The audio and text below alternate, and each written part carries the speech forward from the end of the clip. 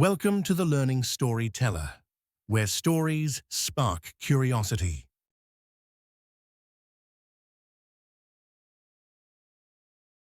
दोस्तों, स्वागत है आपका गोदान की कहानी के पहले भाग में।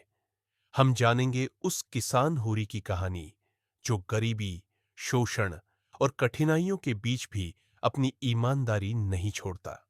आइए शुरू करते हैं भाग 1, होरी का सपना।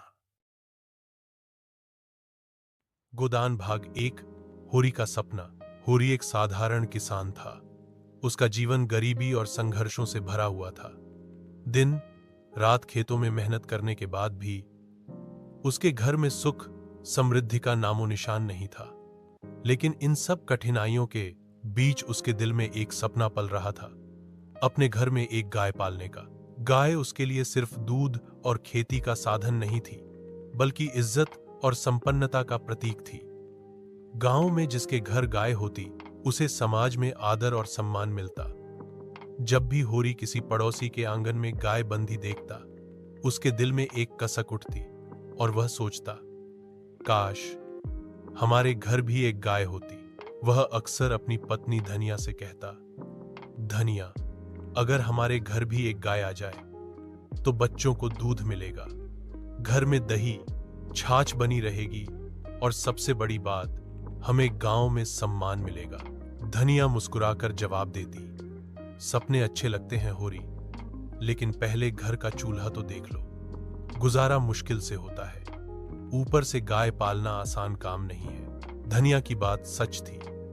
गरीबी उनके जीवन की स्थायी साथी थी। कभी अनाज की कमी हो जाती, कभी साहूकार का कर्ज उन्हें दबा देता। बच्चों के लिए पेट भर खाना जुटाना भी मुश्किल हो जाता। फिर भी होरी का मन कभी हार नहीं मानता। अक्सर रात को खेत से लौटते समय वह तारों भरे आसमान को देखता और सोचता, एक दिन मेहनत और ईमानदारी से मेरा सपना जरूर पूरा होगा। गाय उसके लिए सिर्फ एक जानवर नहीं, बल्कि उम्मीद, सम्मान और खुशहाल जीवन का प्रतीक थी। उसका चेहरा थका हुआ जरूर रहता, लेकिन उसकी आंखों में सपनों की चमक कभी कम नहीं होती। शिक्षा। जीवन में सपने देखना जरूरी है। सपने ही हमें संघर्ष करने और आगे बढ़ने की शक्ति देते हैं। Thank you for watching the video. Please like, subscribe, and share.